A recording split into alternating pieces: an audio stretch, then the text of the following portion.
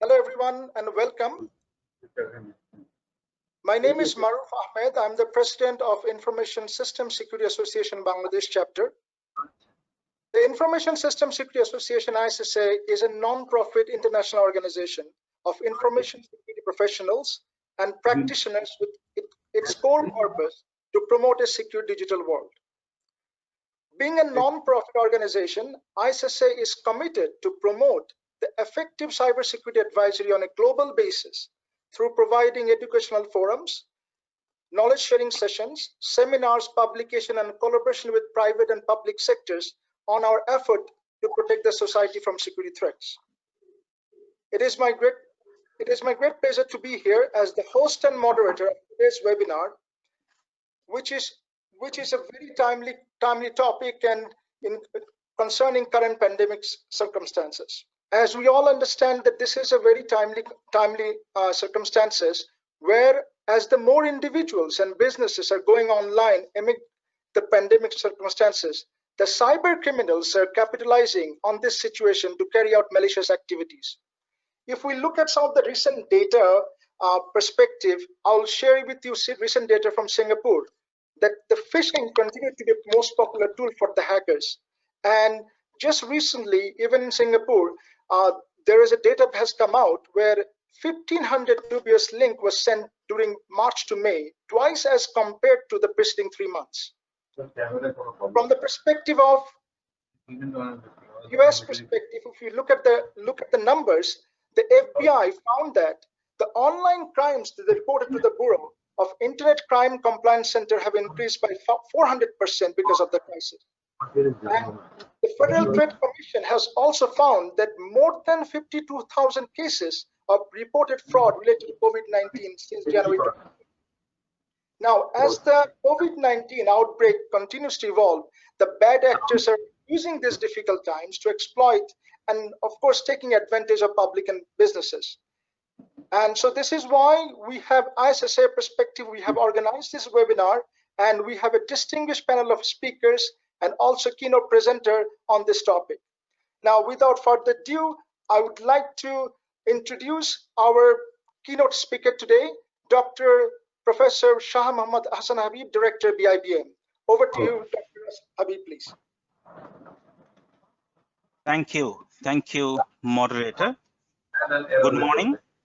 Assalamu alaikum, respected speakers, dear audiences, moderator and my co-authors.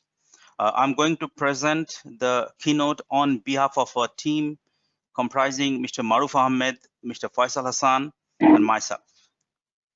Yesterday, we tried to reach the speakers and the audiences with the draft keynote, and I hope more or less we all are aware of the content. What I'll be doing, simply trying to focus on some background literature and issues for discussion in this platform within given time limit, so that we may formulate certain recommendations for this paper and for the banking and financial sector. About the scope of the paper, financial crime might be associated with any sector. This paper is about financial crime and cyber threats associated with financial sector. There are widespread evidences that criminals and fraudsters are taking advantage of COVID-19 outbreaks and the resulting economic and financial sector disruption. The situation is unprecedented. The things happening suddenly, abruptly. What disasters we faced over 3 years during 1930s crisis. These occurred this time just within 3 weeks. Use of social media, online payments, and digital transactions increased remarkably. Big section of people started using online platforms today. There are a lot of dissemination and exchanges of information, and probably even more misinformation. Policymakers are engaged in injection of money in the economy and trying to support the economic sectors. So collectively, what we are doing, we are trying to accommodate and helping ourselves in a situation of fear and uncertainty when a section of people, that is criminals and fraudsters, they are trying to capitalize the situation and accomplishing their misdeeds using different modes, ways, and techniques. Now, today, bank and financial institutions are already struggling with economic and business disruptions and instability. And these criminal activities are imposing additional burden on them, which is also concerning to the policymakers, customers, and other key stakeholders. Practically, with the improved efficiency and sophistication in the financial and economic activities, news of financial scams and crimes have become very common in recent years. And thus, media coverage or reports on email scams, online scams, invoice fraud, credit card fraud, identity theft, or trade-based money laundering like illicit fine flows, practically these do not surprise us today. Rather, sudden changes of the trends, unique and innovative ways of the criminals, and newer avenues of exploitation of the system, these rather draw attention. I think COVID-19 is exposing us with sudden increase, some newer style and version of financial crime and cyber threats that demand adjustment in the financial crime risk management in this COVID-19 scenario.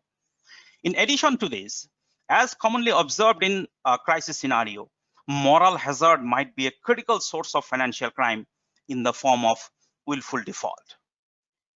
As we have attempted to cover in this paper, cyber crimes, money laundering associated with international trade and electronic payment system, and risk associated with willful default due to potential moral hazard appear to be particularly critical for the financial and banking sector.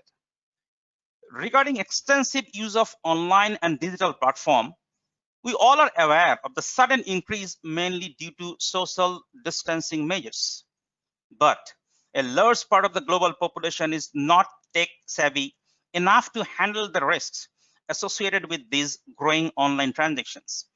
An unprecedented volume of customers are digitally accessing their banks, and many are using digital banking services for the first time, implying that they may be unaware of personal security best practices that practically putting them at risk. And thus, people are even falling prey to some common types of scams. And we have given some examples in the paper. Adoption of information technology without adequate preparation in the changed environment have also created greater scopes for money laundering schemes, which is commonly called as money laundering in new payment systems. We are also observing several new cases of trade-based money laundering when trade transactions decreased globally remarkably. Exploiting medical and emergency trade transactions, criminals are executing their plans. The World Customs Organization called for, very recently, exercising extreme caution when purchasing critical medical supplies from unknown sources, particularly online. There was a significant increase in capturing of unauthorized face masks and hand sanitizers during a collaborative efforts by the World Customs Organizations, Interpol, Customs Administration, police forces, and other law enforcing in different instances. Even in normal times, we see common trends of trade misinvoicing and other types of illicit financial flows to move wealth from low income to the high income economies. And in this COVID-19 crisis, all of these dynamics are intensifying. We know that unemployment of migrant workers has resulted in fall in remittance inflows to a number of manpower exporting countries throughout the world, probably including in Bangladesh. Now, sometimes something different is happening in some instances. Food insecurity and unemployment of a section of workers living abroad are contributing illicit fund flows from manpower exporting country to the host countries. That is a reverse way. Something different is happening. Bank itself might be within the money laundering cycle, when these financial institutions commonly face liquidity crunch and unusual business disruption. For overcoming the challenges, there might also be desperation on the part of banks and financial institutions. We have got examples. Let me refer one statement of the then UN Office of Drugs and Crime Executive Director during 2008. And he claimed, with the financial crisis, banks become desperate for cash, and one of the few sources of liquidity these days, I mean during 2008, was the transactional mafia. And a few banks allowed transactional mafia drug money to enter the financial system that was estimated US $320 billion annually. We know that policymakers around the world are using banking channel to help distribute various stimulus packages to companies in need of cash injection, where fraud and credit risk might be critical challenges. In this COVID-19 situation, borrowers may be exploiting this moral hazard. They may avail the stimulus packages and intentionally may not pay back the loan. Moral hazard problem also relevant for bankers that may contribute in pulling the credit risk further. It is not easy for the banking institutions to identify those that are actually in need of assistance, and sometimes they may rather willing to support them as well. With stimulus packages rolling out in most countries, corporate behaviors cannot come under comprehensive check, and there is a possibility that large business would be favored over small businesses. In response to these trends, regulators, international bodies and organizations, law enforcing agencies, and several other stakeholders have provided warnings, alerts, directions, and guidelines on their expectations in managing financial crime and the associated fraudulent activities. However, it is very difficult now to have a concrete stand. See, in COVID-19 situation, on the one side, there are growing concerns of misusing digital market and trade transactions that demand tough and stringent measures, while on the other side, certain transactions and activities need smoothness and relaxation to address existing health and economic challenges. On the one side, international organizations have asked to undertake utmost care in financial facilitation, and on the other side, there are guidance on digital onboarding and simplification of due diligence procedures. For example, it is logical to encourage the use of digital payment platform by raising limits on the mobile money transactions. But on the other hand, this might be also luring for the fraudsters. As in many other global economies, the Bangladesh Financial Intelligence Unit issued instructions for relaxed and smooth delivery of stimulus packages for much needed quick economic recovery that was essential. While on the other hand, it issued warning to the banks to be alert on the potential risk of financial crime. That is also necessary. Practically intensifying a balanced stand and installing risk-based approach are true challenge to the policymakers and in this particular situation. Now, based on the scenario analysis and suggestions, banks and financial institutions need to identify broad areas to handle existing crime and cybersecurity concerns. Management approach for addressing the ongoing scenario would need a special risk approach and adjustment and accommodation. In the paper, we try to draw attention to focus on some targeted areas, and that broadly the areas are cyber resilience, know your customers and customer due diligence, data and security, internal control, and very importantly, effective communication at this moment. And we also proposed with a preparedness framework that must be within the enterprise risk management framework. And we know that within enterprise risk management perspectives, board and top management, they are supposed to play the lead role in managing the entire scenario. Yes, they must maintain the line between them, but at the same time, banks board, they must be very active in leading certain activities in certain decision-making process. We talked about the reviewing risks, reviewing systems, reviewing compliances, and reviewing control mechanism, and specifically you have tried to elaborate these issues in our paper. Now, let me just come up with certain specific questions that could be part of discussion today. It is crucial that banks must outline internal vulnerability associated with the systems and products. How to achieve that? Strategic communications are critical for addressing moral hazard problem that might cost credit quality of banks. How to attain that? Is internal control mechanism of the bank responding to the emerging financial crimes? What are the areas, products, and clients where the banks need to improve due diligence? Is the changing and evolving compliance and transaction monitoring under control of the management? Should the bank need extra care with customers who claim to have additional cash flows due to the pandemic? What are the critical information that the customers and employees need to protect themselves and the system from the fraudsters?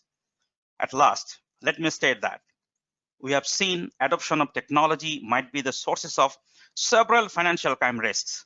However, embracing the technology can only bring the best solution for handling financial crime by the banks and financial crimes as well. Thank you. Thank you very much. Thank you so much, Dr. Habib, for the keynote delivery.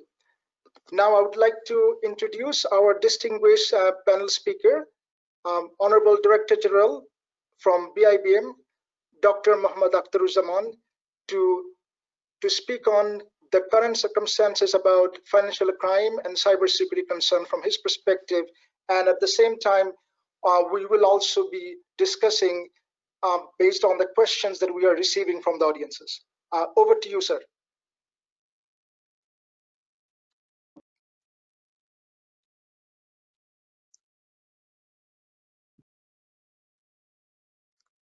We are not able to hear you, sir.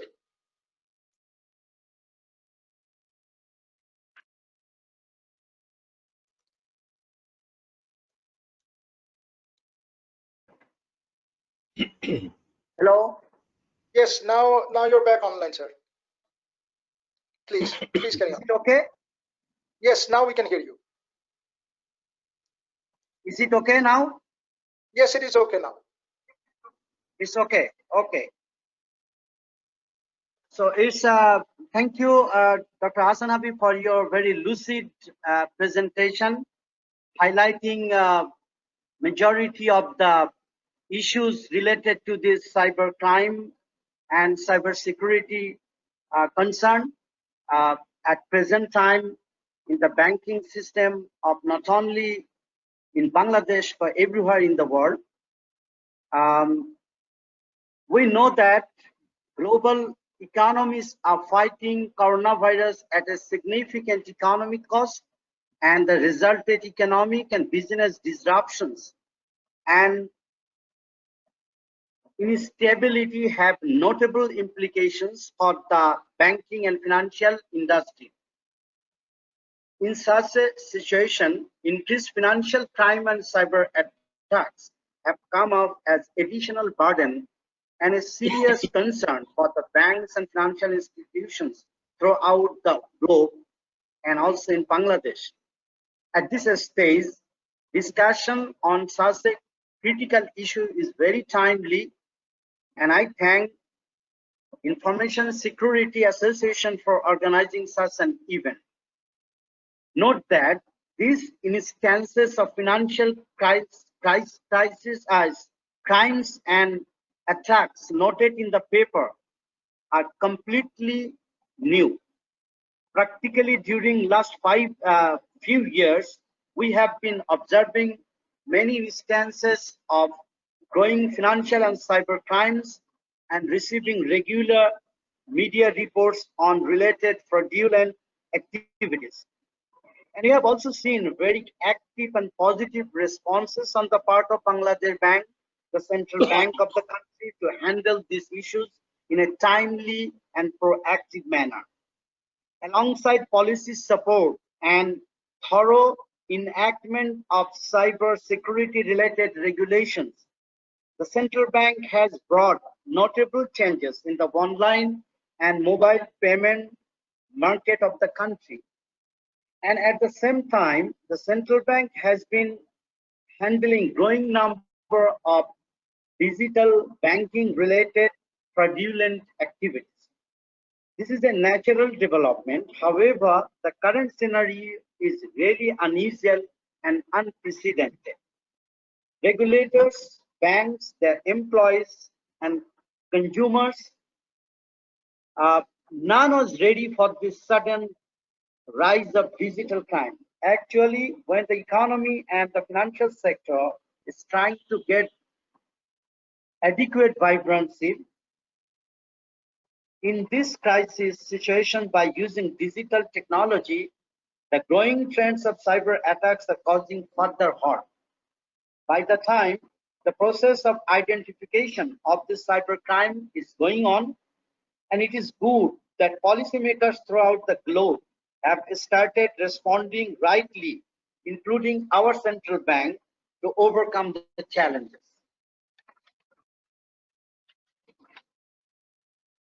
Another key trend, as the paper pointed out, the increasing occurrences of money laundering has also been growing since long.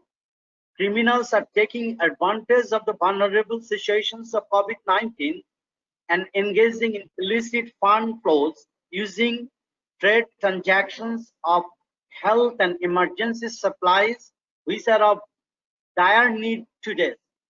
Over the years, Bangladesh Financial Intelligence Unit has installed notable setup to handle money laundering in the country. And in response to the initiatives, banks of the country are now having a standard consumer due diligence and screening process, which are put in place adequately by this time. In recent time, BFI also issued a guideline on trade-based money laundering, and I think our system and the banks have increasingly acquiring good capabilities to handle money laundering and illicit fund flows. However, it is also true that even all sophisticated and standard systems need adjustment to handle the current challenges. I think our banking industry is working with the guidance of the financial sector regulator to that end, and our banks are very much timely, responsive, and proactive in redesigning and screening their activities in a very timely way. Regarding adjustment and accommodation, the paper has come up with certain suggestions and proposals. This should be helpful to identify bank-specific strategy and preparedness to handle financial crimes in this COVID situation.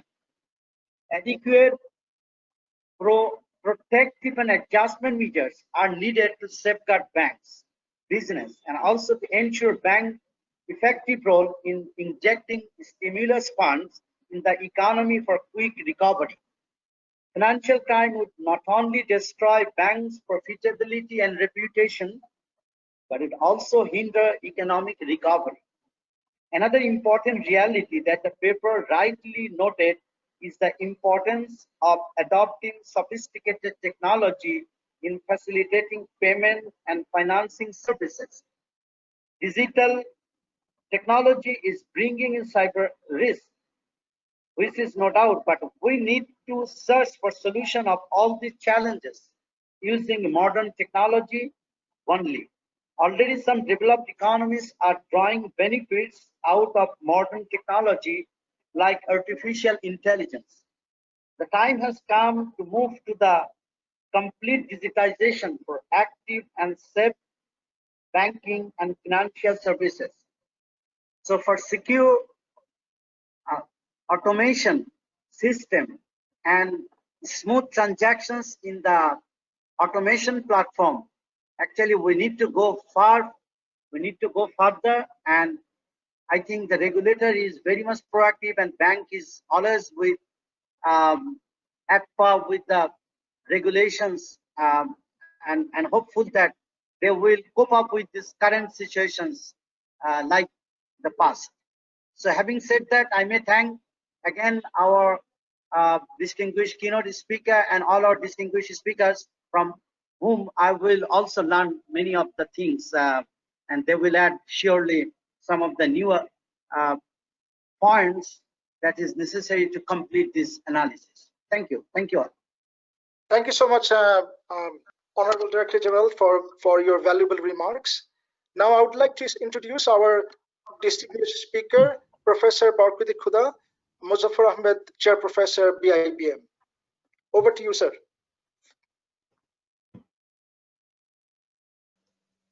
Well, let me first thank Mr. Maruf Ahmed for organizing this important meeting. And let me congratulate Professor Ahsan Habib for preparing the paper and making an excellent presentation. I have had the opportunity of reviewing the paper prepared by Ahsan Habib, and I have shared my comments with him. Therefore, I will not be spending time going through the various comments and suggestions that I put forward in his paper. But what I will just try to highlight is that financial crime is nothing new. We have been having this for many, many years, but given the pandemic, it has assumed a new dimension. It has assumed a new dimension, particularly because I think of the urgency of importing essential healthcare materials such as PPE, hand sanitizer, face mask, etc. I suspect various unscrupulous businessmen have come into the market and they are trying to fish in troubled water, basically. And given the urgency of the situation, I feel the bankers don't have enough time to screen through all the papers and documents needed to be able to validate whether the documents submitted to the banks are genuine or not. I would take this opportunity to welcome Mr. Geoff Noble from Australia. For his information, I studied in Australia. I did my PhD at the Australian National University, and I taught there for several years. And currently, I am an honorary fellow at the University of Melbourne. So I will stop here, but I would be more interested to listen to our friends and colleagues from the banking sector. I would request them to share their experience of the problems that they are facing vis-a-vis financial crime and cybersecurity, particularly during the pandemic. And if they can give us some concrete examples of how they have faced the situations, what type of problems they have faced, and how they have been able to handle those situations. And also, if Geoff Noble can share with us some of the experience from Australia and other countries, particularly neighboring countries like India and China and Thailand and other places, I think we all will benefit and the paper will be enriched. Thank you very much. Thank you so much, sir, for your valuable comments, and we truly appreciate it. Now we would like to move over to our honorable distinguished guest, former chairman of Association of Bankers Bangladesh and former managing director and CEO of Mutual Trust Bank, Mr. Anis Khan. Over to you, sir. So I will start with those who have perished due to COVID-19. Heartfelt condolences to all the families across the world, and about 495,000 plus people as of last night have perished, including 1661 in Bangladesh. And there are, of course, you know, that some extra numbers in Bangladesh which were not detected and passed away, including my own little brother who passed away at the age of 53 on the 6th of June.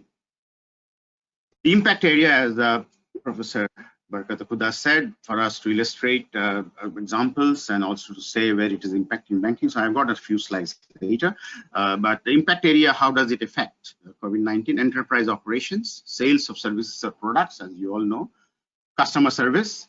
Now, certain demand for virtualization, as right now we are on this webinar and so many meetings are being held now through Zoom and Google and Stream and so on, whatnot. The cybersecurity concerns arising and what will happen to the profit. And of course, most importantly in my mind, high health risk of customer-facing offices. The physical presence has now become non-desirable and risky because of So the global reach of banking services, just think about it today. In IT, using industry allows customers to be reached anywhere in the world. It does not matter where a Bangladeshi bank's customer is now today, temporarily stuck somewhere in the world, went for travel, went for sickness, went for treatment, whatever, but they can access their information and carry on transactions. The technology-based services thus can be extended to the customer's living. So the digital transformation in the modern workplaces are the business applications, the application infrastructure, data, and artificial intelligence, which the Director General of BIBM just spoke about. Though this allows empowering employees, engaging in customers, optimizing your operations, transforming your products to another level. But of course, there are challenges to this productivity. Workforce gets distracted if you're working from home. Many things happen. Somebody calls you, it's not very smooth working from home. Then systems get disconnected. I spoke earlier, not very stable. And in our country, the spectrum needs to be much, much higher, and the mobile phone companies are clamoring for it. And I would request the government to provide more spectrum so we can continue to connect smoothly. And the main topic of this webinar, security and compliance risk. Information security is at the core of IT. So it ensures now you have IT departments in banks. Now you also need information security department in banks. The world has changed. And about 2 years ago, when I was at the helm of Mashiul Trust Bank, I introduced, I set up a new department, information security department, with very qualified resources, and also send them abroad for training, and they're working over there very hard. So, and they have also contributed to this presentation. So I also thank my previous bank colleagues for helping me put this presentation up. So the information security ensures that the most valuable data of the bank is protected. And because breaches can cost a bank its reputation, as it has in the whole world, that is before even COVID, and now it's COVID time. And banks can incur penalties for non-compliance. And I will end with these 2 important points. It is security threat for data at rest. It is security threat for data on the move. In Bangladesh, since either private cloud or public cloud is used for storing data, DevOps types are not tackled properly, then there's a huge chance of data loss and integrity issue. I thank you all for patiently listening. I only spoke very fast because of the time consideration. So I then thank all the organizers, ISSA Bangladesh, Maruf, and everybody else, and all the panelists, and everybody else for very passionate listening. It's over from me. Thank you so much, Anis sir, for valuable presentation. Now, I would like to invite Honorable Managing Director and CEO of Community Bank Bangladesh, Mr. Mashiul Chowdhury, to provide his remarks and his observation and current perspective of pandemic related to financial crime and cybersecurity concerns that from banking perspectives. Over to you, Mashiul. Thank you very much, Mr. Maruf. Thank you very much, Dr. Shah Ahsan Habib, for a wonderful keynote, and distinguished guests. Yes, work from home in the COVID-19 environment has become essential. And also we are looking manifold customer acquisition or acquiring in the form of digital space like Bikash and others. We as a new bank, Community Bank Bangladesh, is a 100% owned bank by Bangladesh Police Color Trust.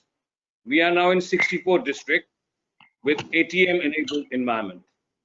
And we have basically established the customer service executives who are in a contractual employees, and they are throughout the country. And as far we know, we have already done 200,000 customers in last 6 months, dealing their salary account and giving the loans to Bangladesh Police especially, and now we are going to the public. In my mind, first of all, the major challenge is regarding the shortage of people. As we are working from home, or we are increasing the digitization, we look at the cybersecurity angle, that the people there, and in a global perspective, there was around 1 million unfilled jobs in this area, and it will go manifold. It is expected to go around 3.5 million unfilled jobs. And in Bangladesh, we really face challenge in getting the people who are skilled in cybersecurity. That's one. The other one is the internal training. Though we impose that you don't have to receive all the messages, mails, etc., as we heard about phishing. I'm coming to that one. But first and foremost area is the human resource. The internal people, if they are much more prompt and prudent, the attack from external gets minimized, or we can reduce it down. And as I said, the cybersecurity specialist. If we look at that, how do we are going in this phishing? You see, phishing has become a very common thing, and it has increased, as Maruf was telling, that it has gone manifold.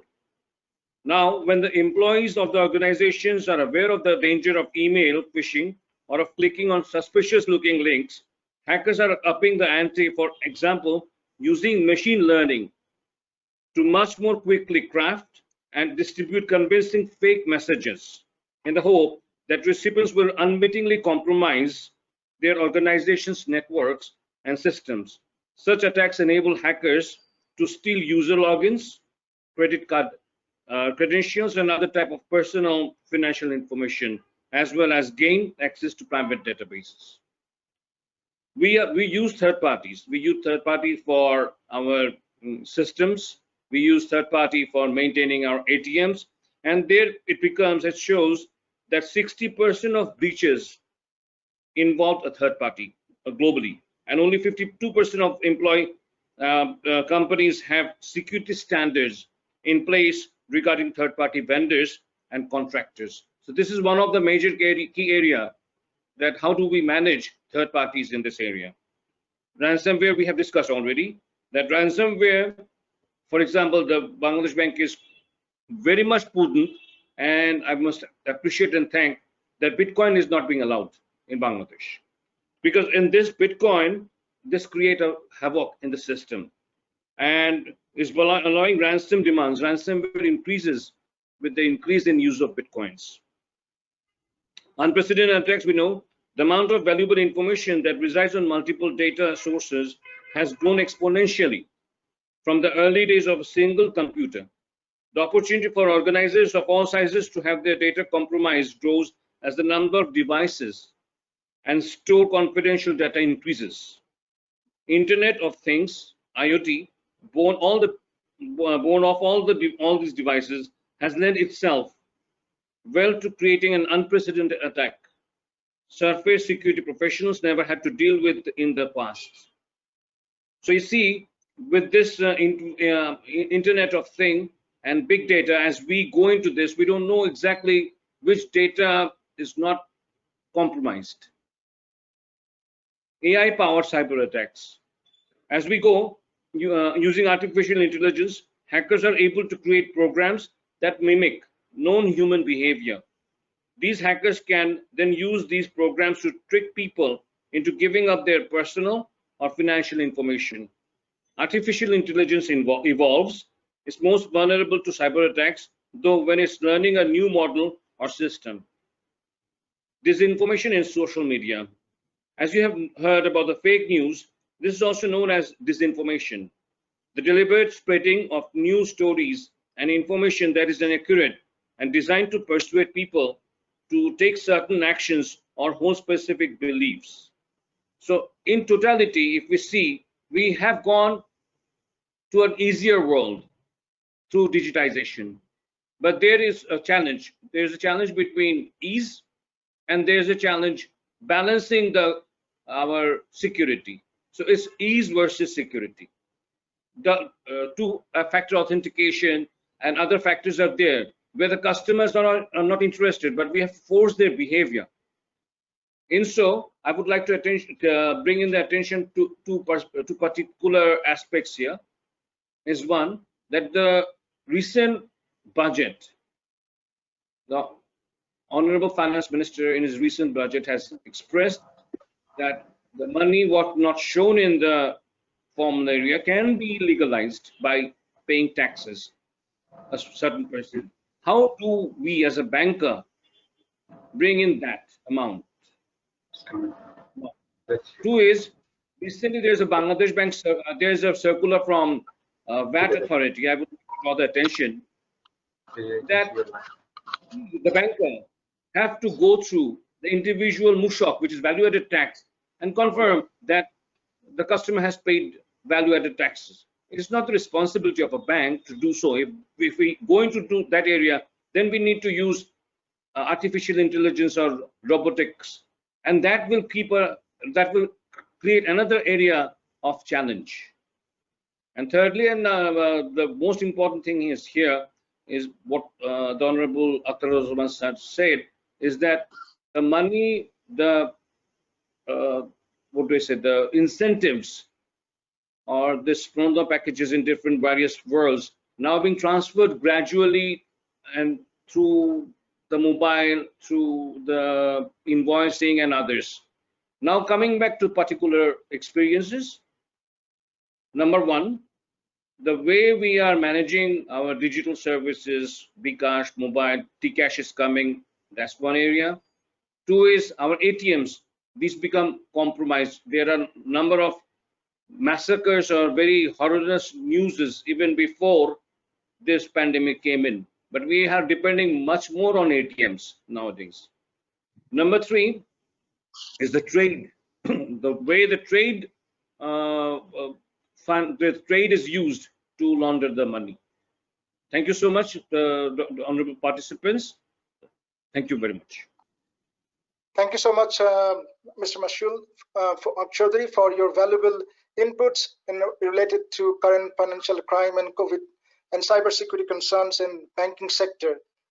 And now I would like to introduce our another distinguished panel speaker, Geoff Noble, Senior Vice President Anomali from Australia, joined with us.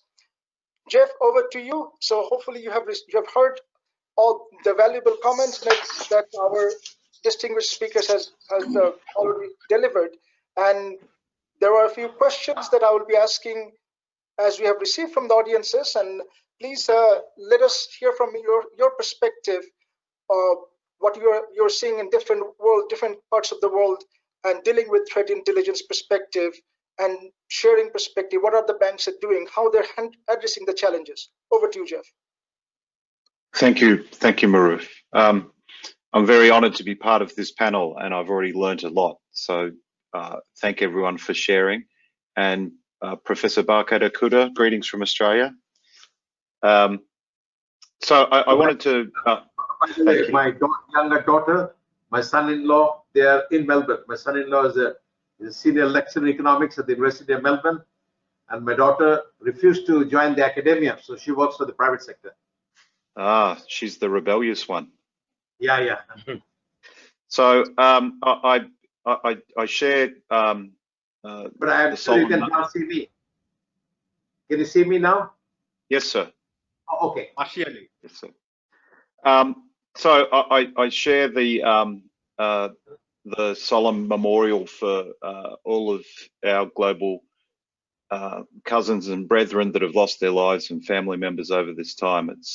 It's tragic. Luckily, I've been isolated in Australia. We've got a very small population and no physical borders with other countries, so it's been easy for us to contain. So I have great empathy for those much more volume populations and proximate movement of nations. I wanted to pick up on a couple of things. I work for Anomali now. I've been 30 years in this industry, which used to just be called IT security, but now it's cybersecurity. So that's a couple of things I wanted to take from the leadership of some of the speeches here. What happens in the natural growth to mature to have a cyber threat intelligence position? It happens as your organizations have the capability to grow with education and with funding from pure information security practice to develop a security operations practice. And then within that, you start to develop an IR practice. And within the IR practice, people are drawn to either fraud or cyber. I mean, they're the two attack vectors for your organizations at the moment. And where fraud meets cyber is exactly where we're seeing a massive spike globally, specifically because of COVID. Now, if I was talking to you in an election time, it'd be specifically because of elections. If I was talking to you from Japan around a tsunami time, it'd be around fundraising. The fraudsters are always looking for a topical hook, and at the moment they've got a very good one. We've seen over 600% growth in ransomware, and that's the biggest attack vector at the moment. So spear phishing is 21% of the entry into ransomware, and I've got some further statistics on that. And why this is a fantastically lucrative time for people to attack through cyber channels is exactly as outlined by all of you prior to me. And I think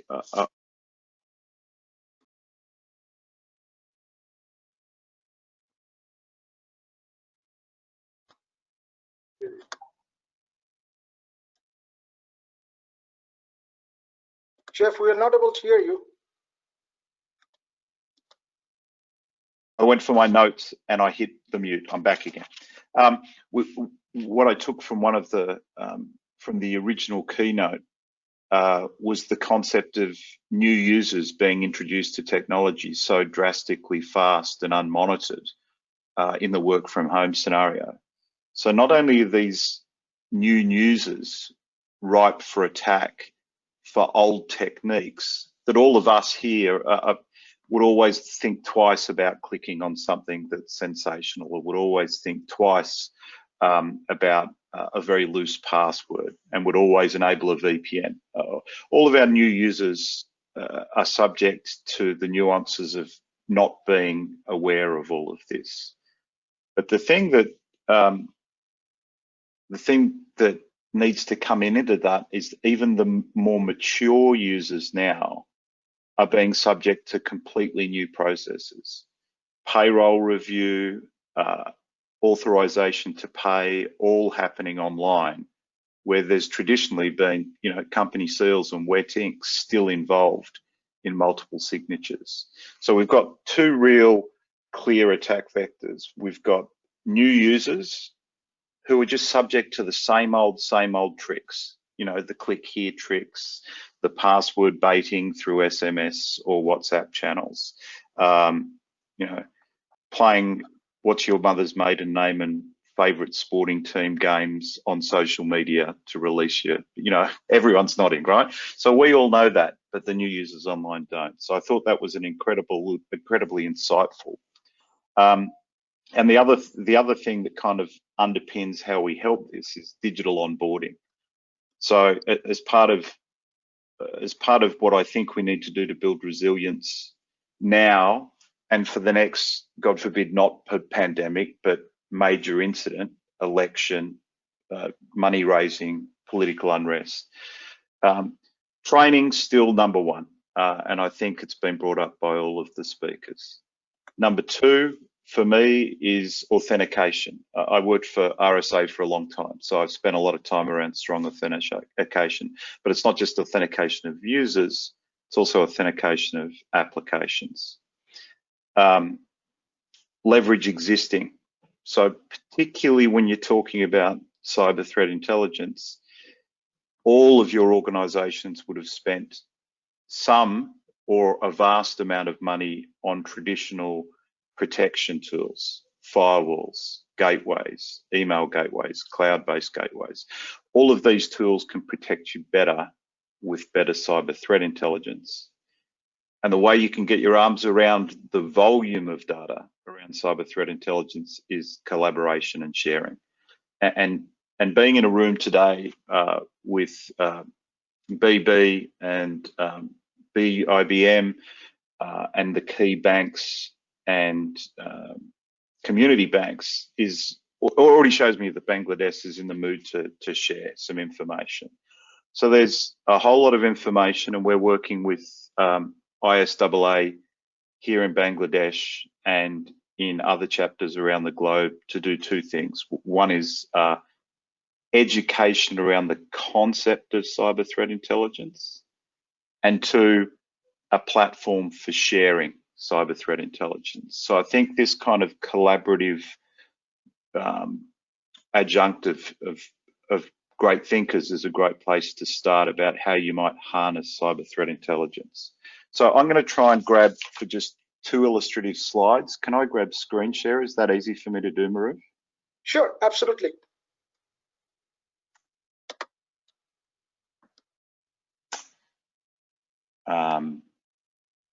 And how might one, oh, there we go, show my screen. Okay, so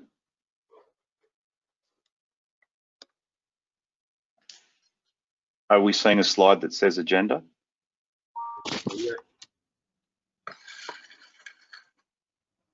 Yes? Yes. Okay, thank you. I've spoken to some of these. Some of this language might be technical, and I'm not technical, nor will I dwell on the technical, but it gives you a stronger perspective of the strategy of the attackers. So the threat landscape mapped very directly to what was happening out of Wuhan at the end of 2019. And as panic and uncertainty grew, the cyber actors capitalized on the opportunity in the first month. 146 specific malware families and at least 9 nation-state actors have been working under the guise of COVID-19 themed attacks. So when I reflect upon ransomware, which for those of you who don't know, we have a big audience here. Ransomware is when somebody would remotely get one of your staff or supply chain to enact a process that locks down a part of your system, and then you're asked to pay to release the code to unlock the system. You know, typically when you pay, you get access to your data back. Typically when you pay and it's a nation state actor, you don't get your data back because they weren't really interested in the money, they were interested in the data. So there's 2 different ways to look at that. So the industry as a whole is typically mapping the process to a MITRE ATT&CK framework. And I'm going to really speed click through this next slide. So don't be scared there, right? So in the first phase of coronavirus, it was week 5, very specific downloaders. And I'm going to click through, and I can share this with Maruf later to determine how he sells, how he shares this. Multiple different groups applying multiple different BitLockers, trackers, and backdoors, and sharing it within their community. That's just March. As we step from March through to current day, they continue to grow with different attack files and packs, such they can attack different areas of different organizations. You can see they've all got very cool, funky names in the gray lowercase. But at the end of it, they're basically socializing within their networks toolkits to attack. So you need to do something about protecting your enterprises. And a lot of these topics the learned minds on this call have already spoken to. You know, multi-factor authentication is key, patching is key. But the last 3 down the bottom are things that might be newer to some of the organizations and might be quite rich and mature in some other organizations. There's literally billions of indicators of compromise that is just too much noise to get through. So you need to try to monitor intelligence sources from a trusted source. You need to spend some time investigating attacks to see whether they're relevant to your region. The fact that Bitcoin is not allowed to be transacted in your region minimizes an attack surface, so that some of these techniques will be irrelevant. And the last one is you know, why I've been at Anomali for the last 4 years is trying to develop sharing programs to the maturity of different organizations. So sharing threat intelligence is uniformly not seen as a competitive differentiator in the Singapore market, in the India market, in the Australian markets. The vast majority of it is shared intelligence reduces your attack surface, because if Bank A has been attacked successfully, then the hackers will go to Bank B, Bank C, Bank D with all of the same processes and techniques. So to share them is key. So I want to stop sharing now. How do I do that? That's okay, Geoff. We can keep that slide and one of the data point that you had in the sharing perspective. Okay. So so I wanted to take up 2 more points just quickly before I move on. So cyber resilience was the 3rd point that I brought out of the original speeches there earlier. Cyber resilience will be built by the themes we've spoken about: training, education, and sharing, and understanding attack patterns. You don't need to invest in a whole new array of techniques to protect your organizations. You've probably got most of the things there. You just might have the ability to make them a bit smarter if you can develop an awareness of the techniques that might be coming your way. So I think I've taken up more than my share of time, but I'm happy to take, you said there were some questions backed up. I can take them, or maybe in the essence of time, I can address them offline, Maruf. I'm in your hands. So thank you so much, Geoff, for pointing out, especially for threat sharing perspective, and also pointing out different areas that other organizations around the globe that are using. Now, I think this is one important point you had mentioned about the threat sharing perspective. Now, if one bank is seeing an attack, there is a high probability that another bank will see the same type of attack. And how one bank could protect the bad guys from others in getting into this, sharing information could be really valuable. Because in perspective of what we have seen in other countries is that if one group shares intelligence, and I'm sure, Geoff, you would agree, and that's what I think your message is, that if one group shares intelligence, that could potentially provide detection and prevention scale across the whole industry as a vertical. So I absolutely subscribe to that theory, and not only post-event, right? So I've lost track of whose presentations they were, so my apologies. But somebody prior to me had gone through the process of basically an attack sequence, because the bad guys don't always get successful in what bankers would call a smash and grab. A lot of times they need to, lurk in the data for a while until they can get an escalation of privileges. So if in the process of finding out what their process is, Bank A, B, and C can spread out the investigation, it looks like they came in this way and they're trying to do this. Can we collaborate on how we can stop them taking the next step? Is proven to be very successful. I was working in the Australian market in 2012 when there was the first real online banking attacks and major online frauds, and that's where the concept of interbank and sharing happened down here to defend against no unsuccessful attacks, but also to collaborate in ways to stop attacks in progress. So sharing is critical, because I'll tell you what none of you will have, because I've not been to any market in the world that does have this, and that's enough people. So we need to share the mind power. Now, ultimately on the last mile, there will be 2 or 3 areas that you might think are critical differentiators with the attack that you might not want to share. And that doesn't matter. There's so much volume in the middle that you can collaborate on to minimize the risk. You can do that through, machine readable sharing, but also human readable, context, threat bulletin kind of things. I think, Geoff, what you mentioned, there are a question that is coming up, is that it's all about, it's again the mention you just mentioned about you don't need to share the data. And you also talked about what the threat intelligence sharing would do because of the knowledge perspective. And this is another question that we see here. And I would also like to point out here is that the question has come up. It's about sharing, the concern on the sharing perspective. That what about the sharing the data? If should we be sharing everything? And as I see from audience perspective.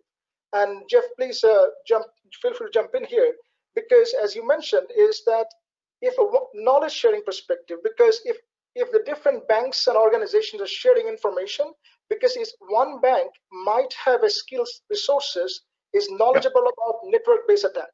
On the other skill resource might be having more about reverse engineering skill set. Now, banks are sharing the information in that perspective, and of course, you can share whenever there's an attack, you can share the information, you can sanitize the data and able to share that. So even basically declassify, so to speak, so you can still get the relevant data and context behind it. There, it's a sort of crowdsources information from one team by other, be able to utilize that information. What's your take on this? Yeah, there's very little need in this data to desensitize, because most of the information you're sharing is about the attack patterns and toolkits. So what we call tactics, techniques, and procedures of the bad guys. So there's nothing that you're typically needing to declassify about your internal processes. I often refer it back to traditional bank robbery. Well, it's actually movie bank robbery more than traditional, right? So, you need an automotive expert to understand what sort of vehicle the getaway vehicle was. You need to understand, human facial recognition to understand what feedback you're getting from the videos. You need somebody understanding explosives if they put gelignite by the safe, if you will. So yeah, you need to spread your skills, and that can easily be applied to somebody who's got your firewall rules, and somebody who understands backdoors, somebody understands reverse engineering, encryption. It's the skill spread, and what you're studying is the techniques of the bad guys. There's very little that is mission critical to individual banks. That brings another question that I'm seeing from audience here, is that concerns that might be preventing organization from the information sharing around privacy and liability concerns. So I have Honorable Executive Director of Central Bank of Bangladesh, Mr. Debdulal Rai. I would like to turn over to him as a distinguished speaker here, because this is another interesting topic. We see a lot of questions from the audience that would like to share with you and understand your view, as we are actually understanding that the threat intelligence sharing perspective could really help banks because success in cybersecurity cannot be done without collaboration among others, among everybody in the organization, in the industry. So what is your view and take on this? Over to you, sir. Okay, thank you.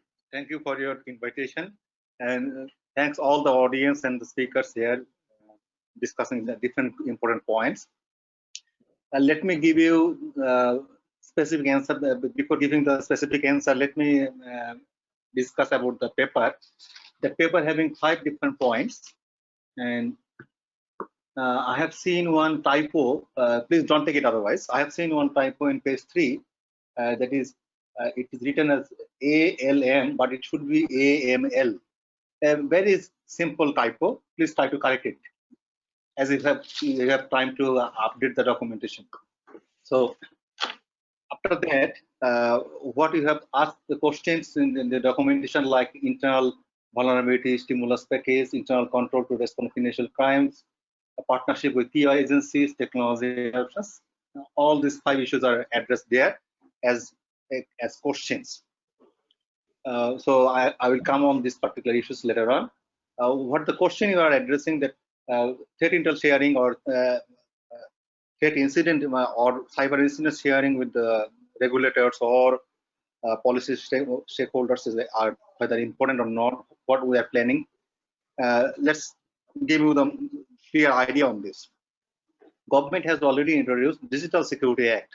We have already heard or seen some news regarding Digital Security Act, some negative news, maybe 2 or 3 arrests each and every day because of this particular act, and because some people are mentioning different propagandas in the Facebook or electronic media. So that's another part. Digital Security Act clearly specifies that any cyber incident should be reported to BIBM. This is clearly specified. Unless until military cert or FinCert or other cert, other sub-cert, like what I'm trying to address, government has introduced BGT cert, which is the central cert of the government. Under this particular central cert, there may be some multiple cert like military cert, which is under development, FinCert, which will be deployed very soon, we hope so, and some other certs will be deployed. So before those deployment, all all cyber attacks or cyber incidents, critical incidents, those to be reported directly to the BGT cert. That is clearly specified in the Digital Security Act. So what is happening? We the people from different industry are not positively accepting that statement and sending our observation or our findings regarding the cyber security to that particular agency.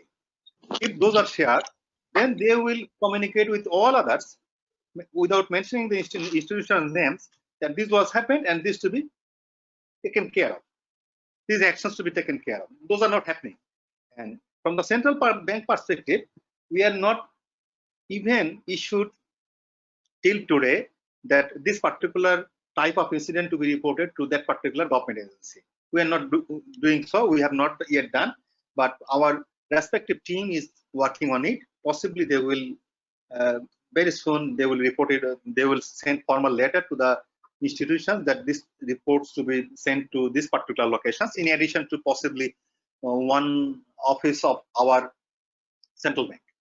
That is the question what you have addressed regarding the partnership of the cyber threat or threat intelligence. And what are the other questions in the documentation, like internal vulnerability? Let me come to that, and if you have another question, I'll try to give answer on this particular issue. Internal vulnerability. So internal vulnerability, why internal vulnerability will surface? Because internal employees are working from home. So if you think about the history of this particular internal vulnerability, if those employees, those who are working in the office, if those employees are not, those employees are, if they do believe that institutions are not giving them appropriate address, not addressing them appropriately, they may be also risky for the institutions. Even they are sitting in the office, they can create some vulnerability. So as if they are working from home, they are more vulnerable. True. Why they are more vulnerable? Because they are using their own devices. Maybe the institution is not providing devices. They are using their own network. Maybe those network is not secure enough. So already one of the speakers has addressed that how to mitigate this internal vulnerabilities. So till that, I will recommend for all the institutions to address who can access, what can be accessed, and when can be accessed, and how can be accessed. That policy to be clearly specified. And authentication procedure like two-factor authentication, that was already cleared. Strong encryption method to be addressed, and then secure remote access devices to be seriously considered, and network security monitoring to be monitored by the employees sitting in the office. That to be done. Maybe Security Operations Center is one of the good example for this particular issue. Regarding the stimulus package is delivered by the end users, by the banks, like institutions and entities, or individuals, entrepreneurs. So as central bank, we are only monitoring that stimulus package management, to whom it is delivered, who is receiving, how it is delivered, whether the policy is covered or not. Those are the issues we are only considering as part of the monitoring activities. So banks and financial institutions, they have to take care of this particular stimulus activities, whether these are delivered to the appropriate entities or proprietors. So this part is in this particular way, you can consider that part. Internal control to respond financial crimes. That particular internal control is managed by internal control, compliance and control ISSA division of all the banks. Risk management unit is also there. Still that, if already some banks are already compliant to the ISO, PCI DSS standard and COVID standard. So those banks who are already compliant to these particular standards, they are maintaining some controls and compliances already. They do have those controls and compliances. Those banks are not even certified for this particular ISO or PCI DSS or COVID or some others. They may try to download the documentation from the online and try to use those documentation to prepare themselves to be certified later on when they will have enough time. Let's consider after this particular pandemic scenario, and they can start to be compliant. Before that, they can download the standard documentation from the online. They can use those documentation, what to be done to be ISO certified or to be PCI DSS compliant. They can start using those, and those compliance will guide them to be secure, to maintain their cyber security to a certain level. That is possible. And yeah, the great point you had mentioned about the guideline perspective. Since we are having a few questions, I thought this might be a good point to raise this question from audience that has come up. Is that is a regulatory body going to provide any security guideline for working from home or remote office perspective? There's a question from the audience. Okay, we have not given any guideline to work from home as yet. Let's consider in a different way. Like we have issued a guideline, ICT security guideline for banks and financial institutions that covers that is basically a blend of multiple guidelines and multiple standards altogether. So that covers all. So what is additional for this particular working from home? Because what is additional? The additional part is users, those who are using internal resources are used to use that particular resources from the office. Those internal users are using those internal resources not from home, not from office. They are using from home. They are using their own personal devices, personal network. Those are to be secured. Some offices, some corporate offices are used to provide official devices to use official work.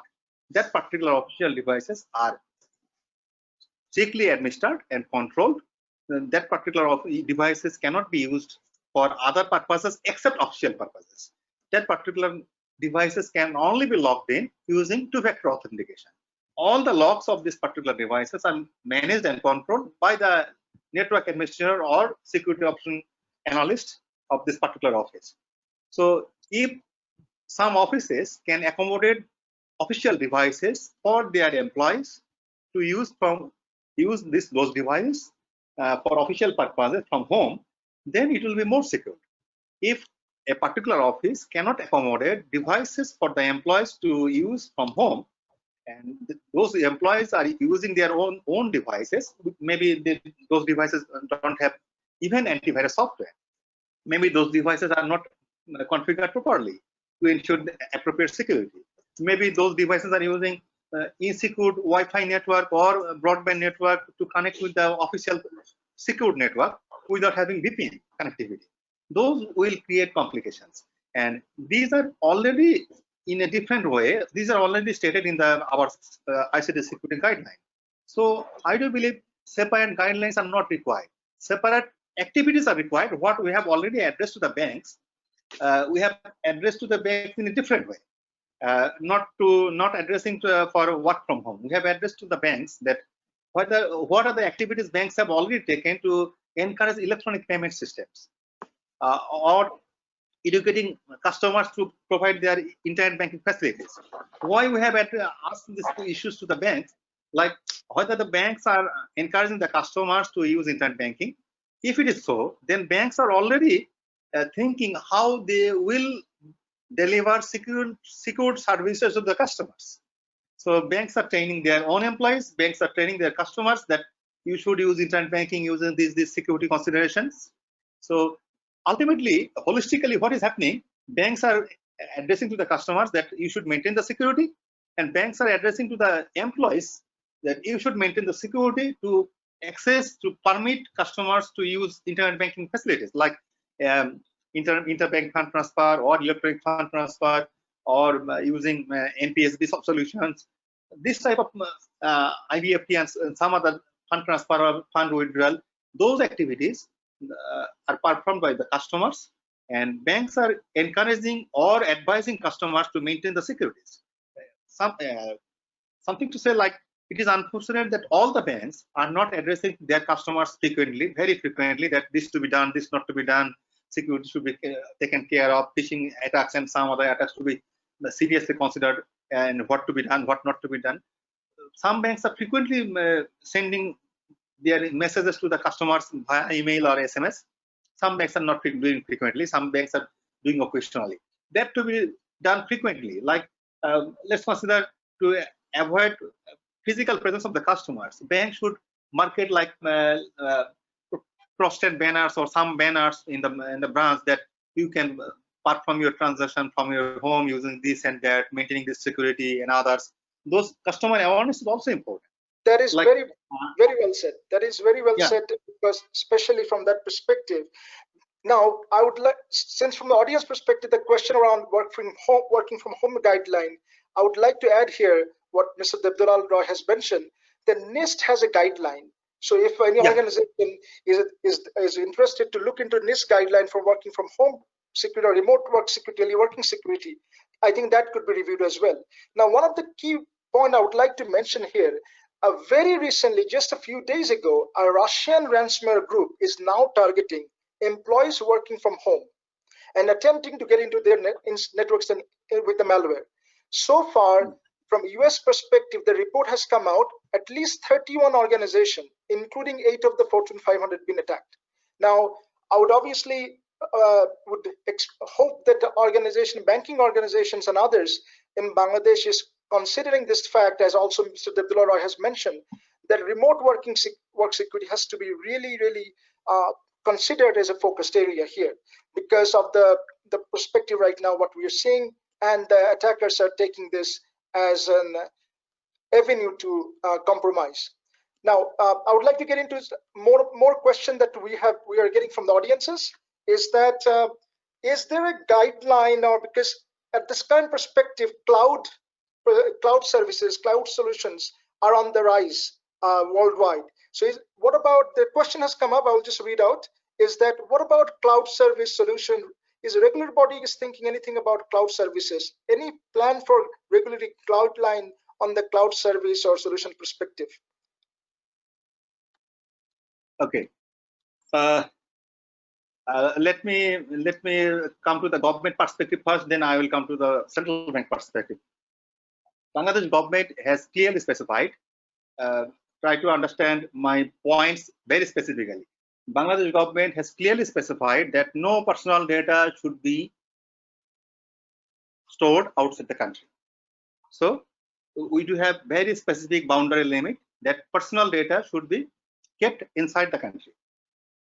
So it covers in a particular way that public cloud, those cloud service is managed or is hosted outside the country, will be very difficult for us to use, because whether we are using storing private data, personal data on this cloud or not, that to be cleared first. So if we can assure that our private data is kept inside the country, and other data, those are not private data, personal data, are stored outside the country, then we can only use public cloud. That particular cloud is outside the country. So government has categorically specified that particular part. Okay. Then come to the public and private cloud scenario in Bangladesh. we do have some public cloud service provider in Bangladesh. They are operating, they are improving slowly because the BCS circle is the customers are not confident to the cloud service provider and local cloud service provider, and local cloud service provider are not investing that much money because they are not getting some more customers. So those are happening. In between that, government has already developed national data center even in Dhaka as well as Kaliakot. Their government also is developing national data center Anta replica, which is disaster recovery site in Jashore. That particular sites are mostly the government sites. So what I'm trying to address that if you use cloud service, those are hosted locally in Bangladesh, that will be helpful to maintain the government policy, government guideline. That will be helpful to boost up the economy. That will be helpful to employ the IT people. Those are passing from the institutions in Bangladesh. So there will be a holistic approach to develop local IT skill set, to empower the local resources, to use the local resources to employ some people, and those will be very effective for country perspective. Let's come back to Bangladesh Bank scenario.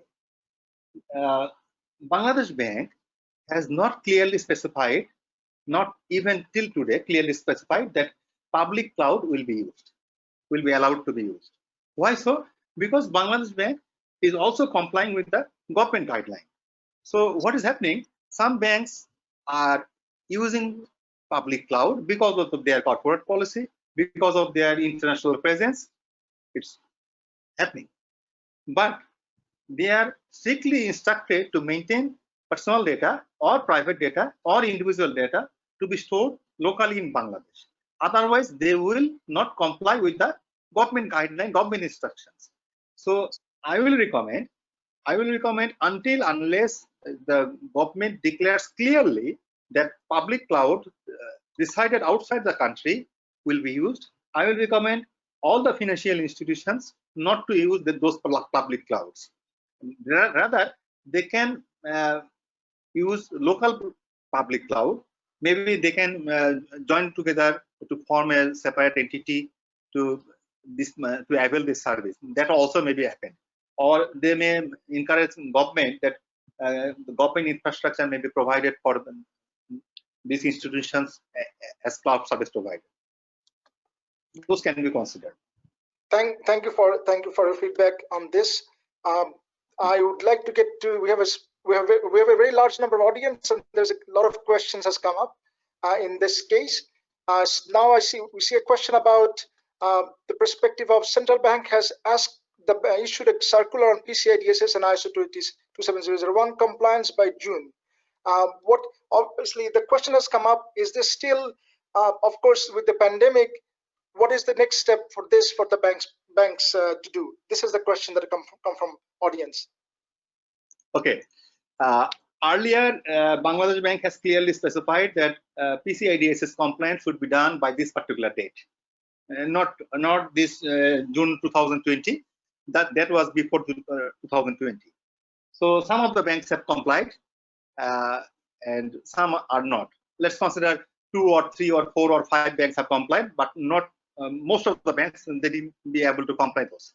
And unfortunately, please mention, I'm mentioning, don't take it otherwise. Unfortunately, we didn't be able to comply PCI DSS compliance. So what was happened? We didn't enforce banks to comply PCI DSS as soon as possible because we are not even compliant. So that was very much a shameful issue for all of us. So what happened? We have already initiated to be PCI DSS compliant back in February, and we have started processing expression of interest. Then it will be shortlisted, and then our RFP, request for proposal, will be issued, and we'll receive that one. Then we'll issue notification of award to a particular company. They will assess our system, and after gap analyzing and fixing those problems, and they will certify possibly. Hopefully, we will be certified by June 2021, possibly. So why it was happening, why it was delayed, why we are asking banks to do it early? Because if the banks similar to us cannot initiate the process to be compliant with PCI DSS because that requires some time.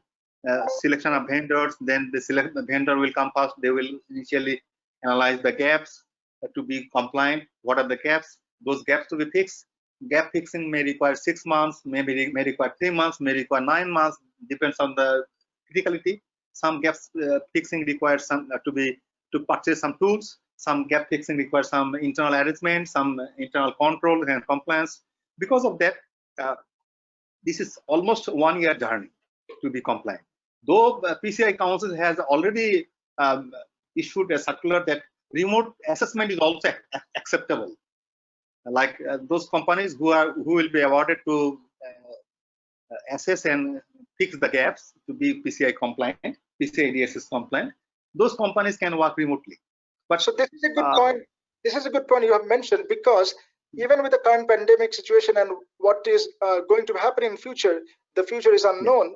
Is that still there? It should not be left as an excuse for banks to not to do it, because as the cyber attacks are rising, this is the high time for the banks to be really cyber resilient and to take that step. And I think you mentioned as well this that remote cyber security, remote assessment of PCI DSS, since PCI Council has already permitted, the bank should be considering this. I mean, I thank you for this. I would like to get to the next question coming from the audience. The most of the I see that there's a question. There is a Mr. Anis Khan is having a question. Yes, sir. Please. We don't hear you. I think yes, please. Can you hear us? Yes, I can hear you. Can you hear me? Yes, we can hear you now. I'd just like to add to the valuable comments and very frank comments made by Mr. Debdulal Roy about PCI DDS. I like his frankness, that if we don't do it ourselves, how will we ask the banks to do the PCI DDS? PCI DDS is very tough certification to get, because I know it from experience. My team and I, we worked for nearly 2 hours and we really didn't succeed in the first 2 years. Then we appointed consultant, and after that, Mutual Trust Bank then got its first certification, when we really felt very happy about it, being only 4th or 5th bank at that point in time. And very recently, I've been told now by the team there that they have got a renewal of the certification for the 2nd year. So going into other banks, Mr. Debdulal Roy, you have to guide them, I think, to encourage them. As Bangladesh Bank is doing it, they also have to do it, because given the world where the world is going, we need that for all our banks with the growth of credit cards, etc. Thank you. I only wanted to add. Thank you so much for that valuable input. Now, the question has come up, and this is a question for opening to the audience, opening to the all distinguished speakers. Please feel free to anybody can address this. Most of the banks in Bangladesh are not interested to invest. I'm just going to read out. Most of the banks in Bangladesh are not interested to invest huge amount in information technology or artificial intelligence. How we can ensure compliance in case of preventing financial crime and strengthen cybersecurity? Okay. Before that, I need to answer the previous question. Like we are, as if we are on the way to get PCI DSS certified. We have started expression of interest. We are reviewing that. After that, we will shortlist, and possibly the shortlisting will be the next week, but will be completed by next week, and then we'll issue RFP to the shortlisted companies and select the company possibly by September mid. So after September, we'll start our actual journey to be PCI DSS compliant, to start the gap analysis and gap fixing and others. And accordingly, we will also share our experience how to be PCI DSS certified with the banks, so that banks are more comfortable that if they require any assistance, we can help them from our learning experience. That is that part. And the question what we have addressed now, sorry, can you repeat the question again, please? The question was, I'll read out here. Most of the banks in Bangladesh are not interested to invest AI, artificial intelligence. How can you ensure compliance in case of Bangladesh government already, Bangladesh government has already issued a documentation to use artificial intelligence in the banks. If you go to the ISSA division's website, you will see one documentation available what are the industries to use artificial intelligence? That is another part. And the question is, most of the banks and financial institutions are not interested to spend money. So I used to speak this particular wording each and every time you can think about like that. In an institution to be cyber secured, institution requires investing in the technology, true, but security to be ensured. How? Security ensured, you can ensure security if your people are more security conversant, process is there, and then technology. The contribution of people is more than 80%. Contribution of process is more than 10%, and contribution of the technology is 5 to 7%. So think about that one. We are investing in the technology. So return on investment, ROI. Most of the institutions, IT professionals cannot justify what is the return on investment. So the management becomes shaky whether I will invest this much money for this particular application or this particular product, whether it will be appropriate for us, whether it will not be appropriate for us. So before going for that, technology procurement, or let's consider application or hardware or software procurement, we need to first invest on the people, our employees, our customers, to be more complacent with the technology, what is to be used, how to be used, how to ensure the security. That particular process is first, and then we need to come to our standard processes, all the processes in the office to be strictly followed, so that people and process are maintaining their activities strictly. Then technology can give us actually a better outcome for the institutions. This is a great point you mentioned, and I see Mr. Mashiul Chowdhury will have a question or something to add. Please. With my personal experience, first of all, definitely people, and the designing of the organization, how IT will work. But if you look at it, we are very much new in the game, and we have already launched a product called Community Cash, which is a mobile apps, with 70,000 plus clients already engaged there. The issue is, I would like to get back to a little bit in the past. It's regarding the procurement and deployment of your core banking software itself. Whether this CBS we are using is adaptable enough to get into the new modern arena of AI or robotics, etc. That's one question. The other area is, as Debdulal said, that the people. And also the third one is, and very much basic, I have worked with a couple of organizations. They are not doing their licensing properly. Say, for example, Oracle or Dell or etc. If we don't do the renewals, forget about the AIs. We are into a very basic fundamental of crashing the system itself. So AI comes later. First, we need to have to be on the basics first, right? And from our experience, I can say proudly, by the grace of Allah, we just got an award from Infosys India, where Santander and ICICI are there. We got the Financial Excellence Award. How? We launched our CBS in 48 days without any foreign travel, mind you. We didn't go overseas. We just focused on the launching of this CBS, and by the grace of Almighty, we are in the 64th district with all these ATMs and community cash available. So it's basically how you design. That is very well said, Mashiul bhai.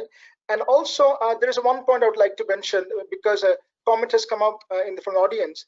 In a study, I'll read out here. In a study, this is a comment from BIBM perspective. One of the professors mentioned. In a study, BIBM found that about 65% banks are not well prepared to protect their bank from cyber attack. Knowledge gap is a great concern. No special cybersecurity guideline from the central bank from the knowledge gap perspective. And I think so. On the same perspective, I would like to, I think, from advanced knowledge perspective, threat intelligence perspective, I think this comment has come up about knowledge gap sharing, and it's more about capacity building. So this is the question that has come up, and I think I would like to see if from the central bank perspective, if you can address anything from the knowledge gap and reducing the knowledge gap, or perspective you want to share something, because we know that there was a guideline, or rather circular, that has come up a few months ago about some program about incident response and others, but not sure whether there is any strict guideline for banks to adhere to those. And also I'd like to also add to Geoff Noble to talk about anything on the knowledge gap perspective, building capacity building. So Debdulal Debdulal, to start with you first, please. Okay. So what other discussions just happened? Let me come to that first. Like mobile apps, CBAs, procurement issue, AI competitivity, and licensing issue. Let me come to that particular issue. Like we do have core banking solution for from different vendors we are using in Bangladesh. Different banks are using. So CBS vendors, they have developed their product which is compatible for a particular market. Let's consider. After that, that particular product are customized to match a particular customer demand. So what is happening? We are observing that we do have some local CBS solutions.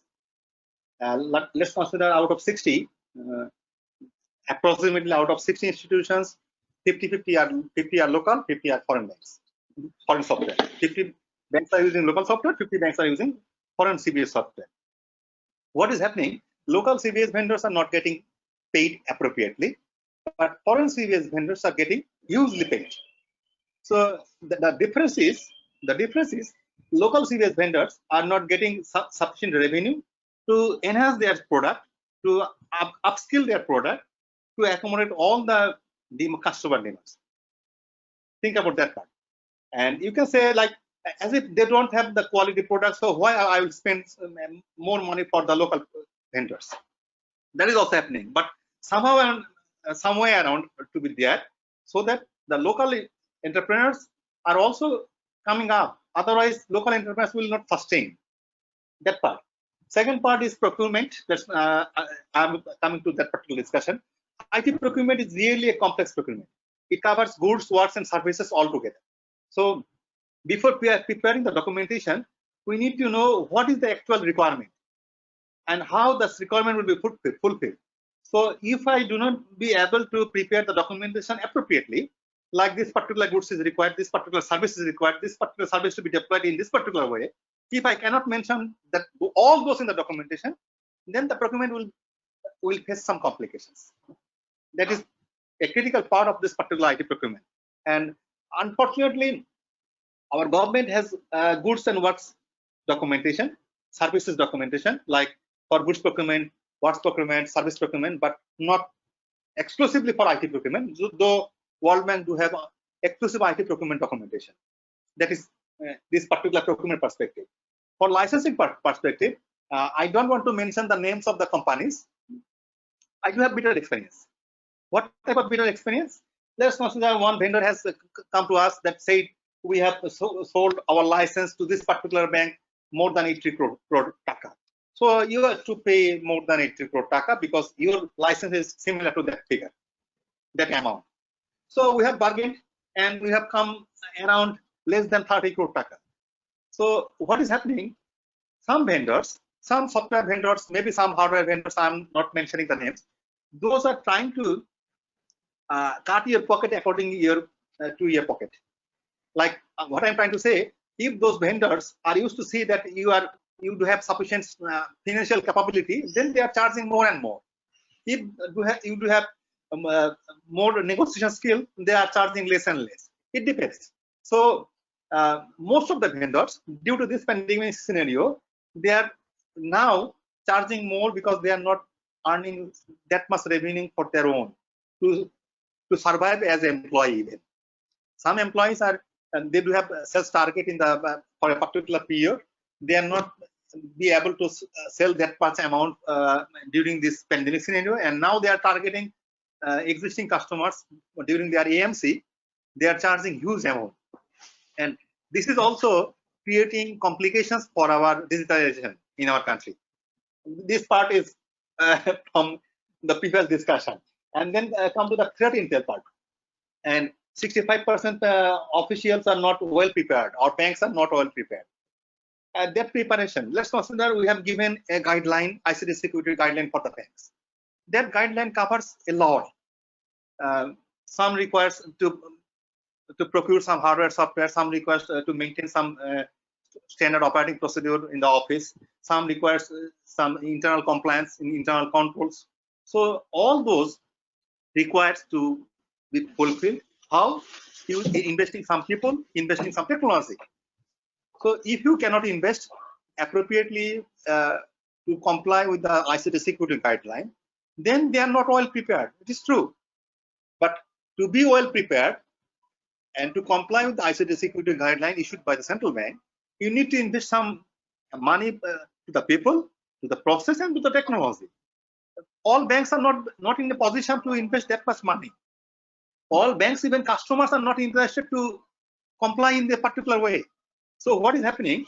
Some banks, those are more interested, more inclined to the digital technology. They are investing much and more, and they are becoming prepared. Like one of the ex-MDs has already addressed that they are PCI DSS compliant some years ago. And let's think about that. Out of 59 or 60 banks, only 6 banks are PCI DSS compliant, but remaining others, they are not even compliant, similar to us. Sorry for that. So what is happening? We are not even able to convince our management to be compliant for this and to invest for this. So these are happening, and we are encouraging banks to be compliant. We are because of that we are using our audit department like DBI to go for inspection whether banks are compliant to the information security guidelines or not. And some banks are trying to cope up with the guidelines. Some banks are trying to complete some requirements, and they're learning. As you mentioned, Debdulal, that there is a guideline. There is also, as we understand, requirement or circular went out that the banks, especially from the incident response perspective, security operations center perspective, even in fact threat intelligence perspective, they need to be prepared. They need to be investing in the capacity building. Very well said. Geoff, over to you. Since we're in discussion about capacity building, this is a very major topic. I'd like to see what's your thought, and perhaps you could also share a few more things that ISSA is planning on doing. It goes just to Mr. Roy's closing comments there about capability and capacity. You know, you're never going to have enough people, and you're never going to have enough money. And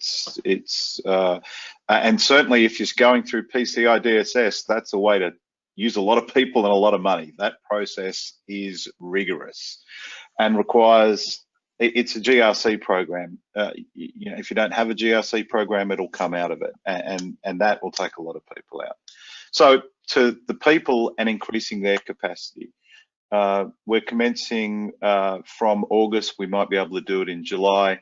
Some training through ISSA for understanding cyber threat intelligence. This is not product centric. In fact, we're a kind of Switzerland of threat intelligence. So ISACs all around the world, to Mr. Roy's points, certs all around the world, threat intelligence providers and technology providers work with us. So we don't care where the intelligence comes from. We just have a way to help you manage it, right? So the concepts around the anatomy of attack, the tools that you already have, how you might use them, the terminology, understanding the standards that are used. They're not ours. The standards that are used, the acronyms. What does STIX mean? What is a taxi server? How might I be able to educate them? So we're gonna start to roll out with ISSA in some consumable bites, a rolling thunder training pattern. I think that's maybe where you're going, Maruf. I think that we're talking about a knowledge gap capacity building. So as I mentioned in the very introduction, the Information System Security Association ISSA is a non-profit organization, and one of our key goal is to provide effective cybersecurity advisory. And one of the platform is, as we're doing today, educational forums, knowledge sharing session, and seminars.